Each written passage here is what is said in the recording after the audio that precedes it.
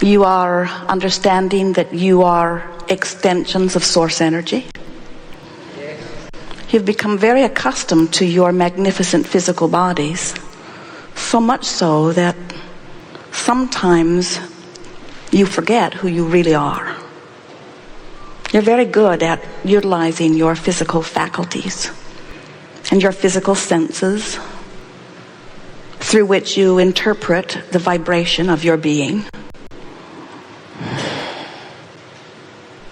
The contrast into which you are born here in this physical environment serves you enormously well, and you know that from your broader non-physical perspective, while sometimes you don't know it so much from your physical perspective. Sometimes we think you would like to be rid of the contrast, as if it would be nice if everyone could have cleaned it all up before you got here. And then you could just come forth and observe and feel good about what you see. And we certainly understand the appeal of that, because it is delicious to look at lovely things and feel love. It is wonderful to look at beautiful things and feel your own beauty reflecting back to them. It is wonderful to be physically focused in an environment that pleases you. But we want to remind you that you didn't come forth only to observe, you came forth to create. And the observation of that which surrounds you is the basis by which you come to your personal, powerful, important preferences. Sometimes we see you in your physical beauty, but instead of feeling beautiful and instead of feeling worthy, instead of knowing your power and your strength and your reason for being, instead you find humility, claiming that there is that which is greater than you. And while we acknowledge why you would say that, because as brilliant as you all are, you have not managed to scrape enough dirt together to launch it into orbit to make another Earth.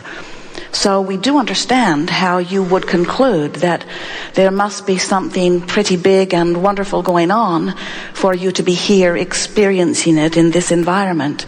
And we acknowledge that indeed there is. There is much more to the story of life than what you see here in your physical setting. But we want you to begin to feel more profoundly the power and the value of your part in this powerful co-creative experience. This is not just this forum, not just this environment, but your living here in this time-space reality is co-creating at its very best. For you are source energy, whether you know it or not. And part of that source energy, that is who you really are, this eternal being of source energy, a part of that is expressing itself here in you. And when you acknowledge that you are more than the physical being that you know as you, more than the physical personality that you know as you, but that there is much, much, much, much, much more to you, God Force itself, source energy itself, that is the larger part of you. And then in your day-to-day experience, as you interact with one another, as you reach for alignment with who you really are, making an effort to see your world, your moment, to speak your words, your song, to paint your painting, to do your work, to have your experience, to be the being that you are, but to be it and do it and have it through the eyes and ears and knowing of source. When you allow yourself to be in tune with that aspect of you, then your physical experience takes on the true meaning that you knew it would when you made the decision to come forth into this physical environment. You are source energy in physical bodies, but you are not here to catch up with the perfection of that which is source.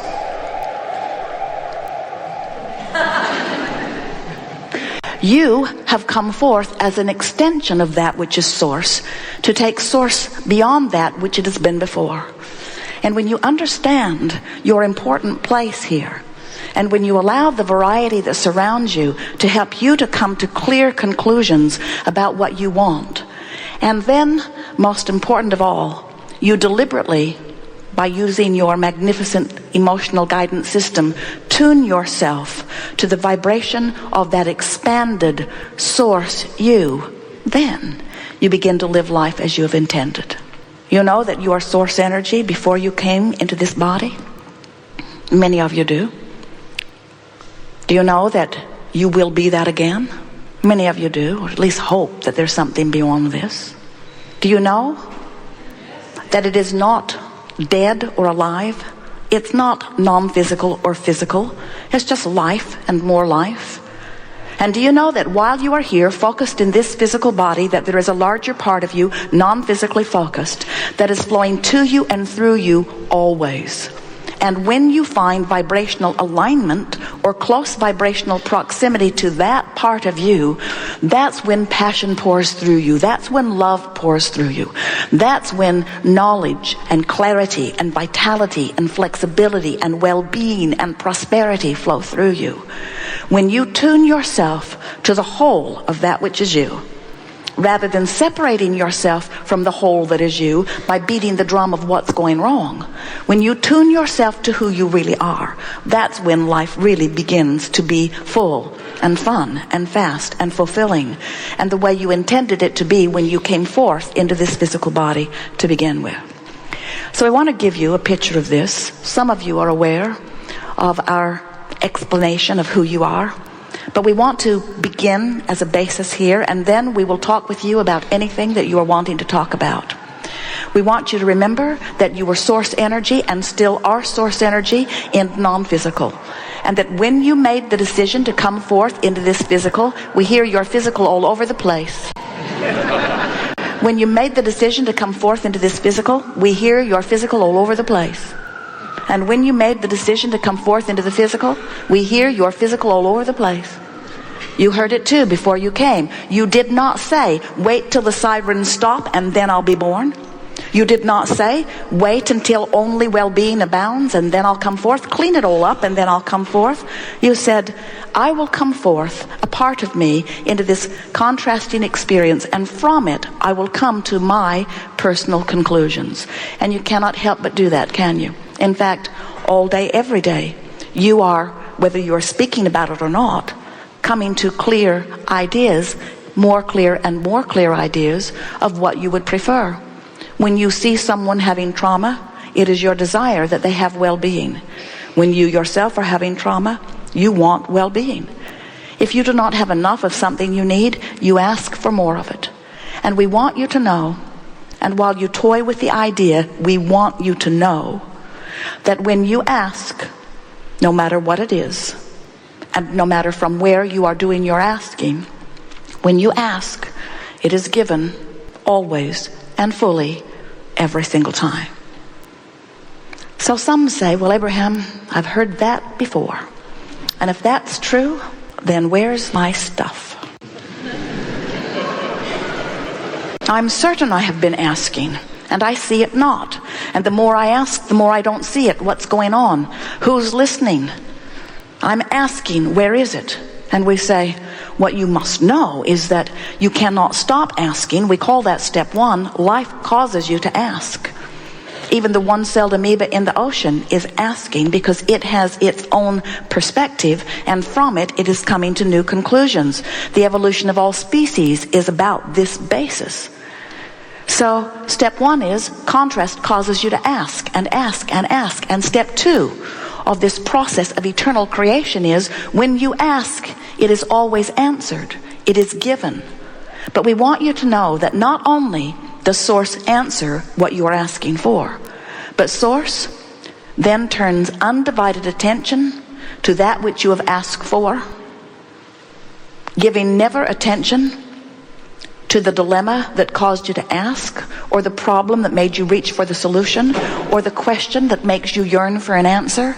Source gives undivided attention to the solution, to the answer.